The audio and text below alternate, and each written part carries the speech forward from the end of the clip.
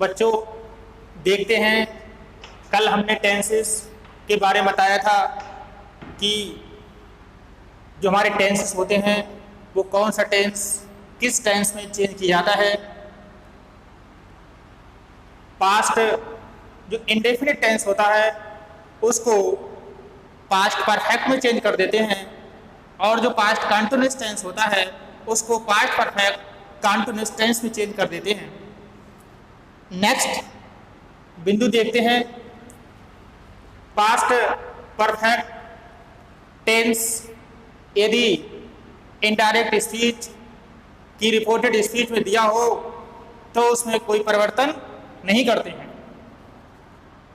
Next देखते हैं,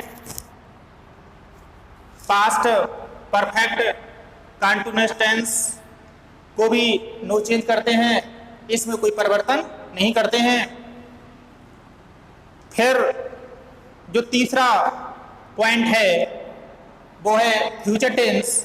future tense जैसा कि आप सभी लोग जानते हैं कि इस टेंस में बिल और सेल का इस्तेमाल किया जाता है। इसमें डायरेक्ट स्पीच में अगर बिल दिया हो तो उसका वुड हो जाता है, और यदि सेल दिया हो तो उसका शुड हो जाता है, और इसमें कोई परिवर्तन नहीं करते हैं। अगर बिल भी दिया हो तो वुड भी, और सेल भी दिया हो तो शुड भी। नेक्स्ट कुछ अन्य परिवर्तन हैं, यदि कैन दिया है तो कुड में चेंज कर देते हैं, यदि मे दिया है तो माइट में चेंज कर देते हैं।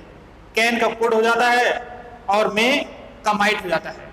लेकिन कभी कभी वाक्यों में वुड ऑलरेडी दिया होता है, शुड दिया होता है, कुड दिया होता है और माइट दिया होता है। ऐसा नहीं करते हैं कि वुड के लिए बिल में चेंज कर दें। करते क्या है कि यदि इनडायरेक्ट बनाने के लिए कोई सेंटेंस आया है और उसके रिपोर्टेड स्पीच में यदि वुड दिया है तो उसमें कोई परिवर्तन नहीं करते हैं। वुड का वुड, शुड का शुड, कुड का कुड और माइट का माइट हो जाता है। इसका मतलब है कि इन वाक्यों में कोई परिवर्तन नहीं करते हैं। तो अभी तो बताया कि कौन से टेंस को किस टेंस में चेंज करते हैं।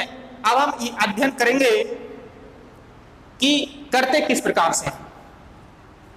तो देखते हैं, सबसे आरंभ में जो हमने बताया था प्रेजेंट इंडेफिनिट टेंस, उसी का इस्तेमाल हम आज आपके लिए सिखाते हैं। आपके सामने ये सेंटेंस लिखा हुआ है, Rahul said to me I do not read the book of Hindi. तो मैं आपको दोबारा ये जानकारी देना चाहता हूं कि जो राहुल है वो सब्जेक्ट है, इसे हम रिपोर्टर भी कह सकते हैं क्योंकि हमारे लिए सूचना प्रदान कर रहा है कि जो सेड टू है ये रिपोर्टिंग वर्ब है, जो मी है वो ऑब्जेक्ट है। ये कॉमा है, ये और ये इनवर्टेड कॉमा है, और लास्ट में ये फुल स्टॉप लगा हुआ है। राहुल का राहुल हो जाएगा, सेड टू के लिए टोल्ड में चेंज कर देते हैं, मी ऑब्जेक्ट है, ये ऐसा ही रहेगा। कॉमा इन्वर्टेड कॉमा को हटा देते हैं और इसके स्थान पर दैट लगा देते हैं। इसके बाद हम देखते हैं कि जो हमारा वाक्य शुरू होता है ये रिपोर्टेड स्पीच है जो कि कॉमा और इन्वर्टेड कॉमा में बंद है।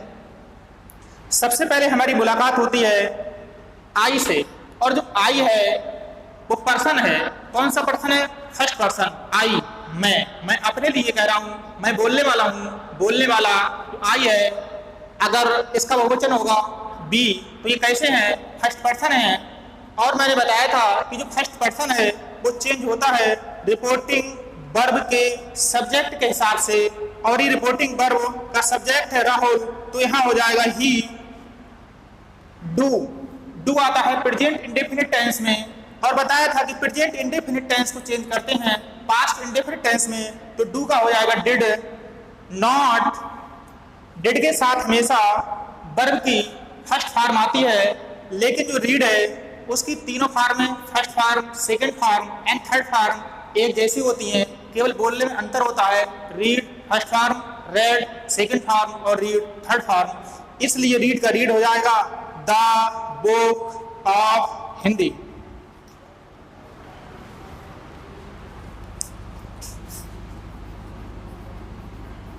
Rahul told me that he did not read the book of Hindi. Next example देखते हैं। Sunil said to Rakesh, Sunil told Rakesh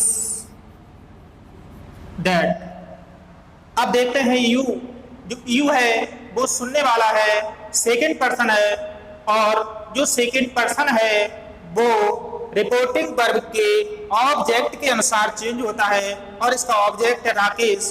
तो इस राकेश का सब्जेक्टिव केस आ जाएगा और राकेश का होगा ही। ये देखते हैं कि प्ले है। जो प्ले है वो वर्ब की फर्स्ट फॉर्म है, और जो वर्ब की फर्स्ट फॉर्म है वो प्रेजेंट इंडेफिनिट टेंस में प्रयोग होती है, और प्रेजेंट इंडेफिनिट टेंस को चेंज करते हैं पास्ट इंडेफिनिट टेंस में। पास्ट इंडेफिनिट टेंस में आती है वर्ब की सेकेंड फॉर्म। तो he played in the ground with. इसके बाद और पर्सन मिलता है योर। टेबल में देखना, जो योर है वो यू का पॉजिटिव केस है, और ये सेकंड पर्सन है, और जो सेकंड पर्सन होता है वो सेकंड पर्सन चेंज होता है रिपोर्टिंग वर्ब के ऑब्जेक्ट के हिसाब से। लेकिन ध्यान ये रखना है कि जो यू है वो यहाँ पर सब्जेक्ट का काम कर रहा है, इसलिए इसका सब्जेक्टिव केस आएगा। लेकिन जो यूर है वो सेकंड पर्सन का पॉजिटिव केस है, इसलिए इसका पॉजिटिव केस आएगा हिज। विद हिज फ्रेंड, और अंत में फुल स्टॉप लगाते हैं। इसी के साथ बच्चों दूसरा टेंस देखते हैं। प्रेजेंट इंडेफिनिट टेंस के बाद दूसरा टेंस आता है प्रेजेंट कंटीन्यूअस टेंस, और प्रेजेंट कंटीन्यूअस टेंस को पास्ट कंटीन्यूअस टेंस में चेंज कर देते हैं।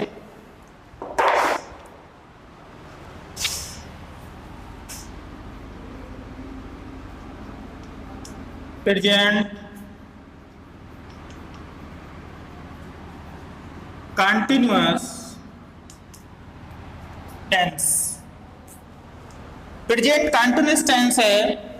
थोड़ी सी इसकी पहचान देख लेते हैं, क्योंकि बच्चे पहचान नहीं पाते हैं कि इसमें कौन सा टेंस इस्तेमाल किया है। रटा है लेकिन ठीक से भूल जाते हैं और वो लिख नहीं पाते हैं ठीक से, इसलिए हमको बता देते हैं। इसकी कुछ पहचान होती है।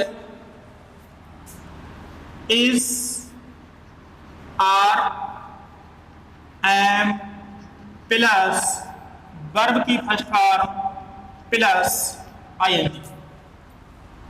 Is, are, am plus verb की फर्स्ट फॉर्म प्लस आईएनजी अगर रिपोर्टेड स्पीच के वाक्य में दिख जाए तो ये जो वाक्य है वो निश्चित रूप से प्रेजेंट कंटीन्यूअस टेंस का है। और आपके लिए सिखा दिया गया है कि जो प्रेजेंट कंटीन्यूअस टेंस होता है उसके लिए पास्ट कंटीन्यूअस टेंस में चेंज कर देते हैं। जैसे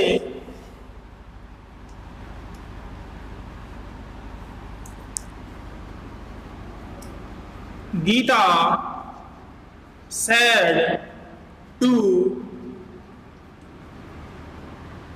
Rita, you are eating the food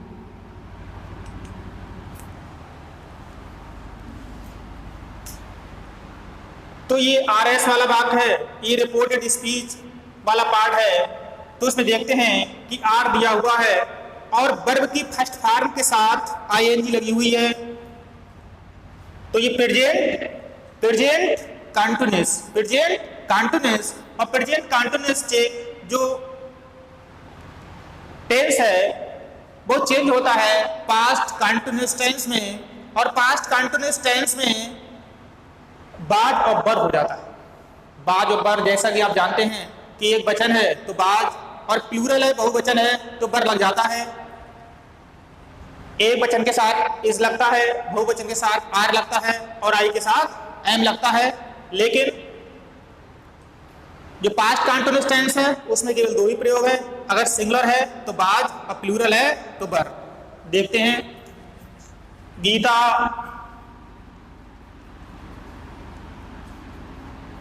told Rita that.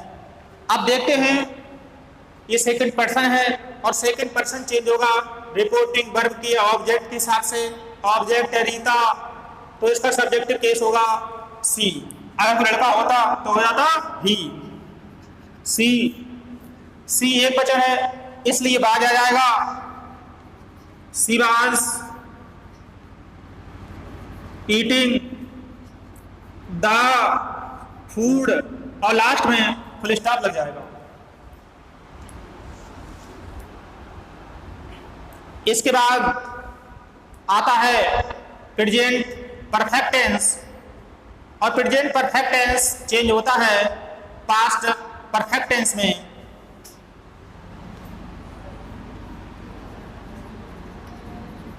Present perfect tense, present perfect tense, इसकी भी अपनी निजी पहचान होती है, वो भी देखते हैं।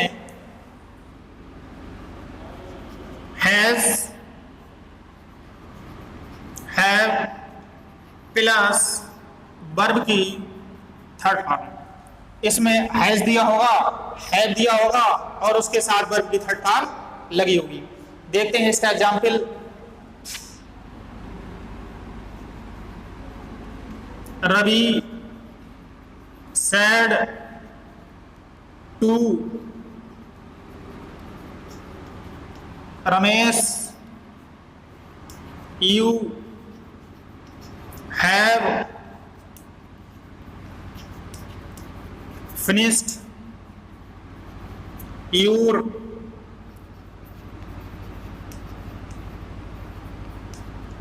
homework। तो इसमें हैव लगा हुआ है, हैज आता है एक वचन के साथ, हैव आता है बहुवचन के साथ। जो यू है वो बहुवचन है इसलिए हैव लगा हुआ है। तो Ravi told Ramesh that. You second person है, सेकंड पर्सन चेंज होगा रिपोर्टिंग वर्ब के ऑब्जेक्ट के हिसाब से। यहाँ रमेश है, यहाँ इसका सब्जेक्टिव केस आएगा और यू के स्थान पर हो जाएगा ही। हैड का हो जाएगा हैड, ही हैड। हैड के साथ भी वर्ब की थर्ड फॉर्म आती है और हैव के साथ भी आती है, इसलिए इसमें कोई परिवर्तन नहीं होगा। दोबारा मुलाकात होती है हमारी योर से। जो यूर है वो कौन सा केस है? Positive case. पर्सन कौन सा है? सेकंड पर्सन का पॉजिटिव केस है। सेकंड पर्सन है इसलिए ऑब्जेक्ट के हिसाब से चेंज होगा, रमेश के हिसाब से चेंज होगा।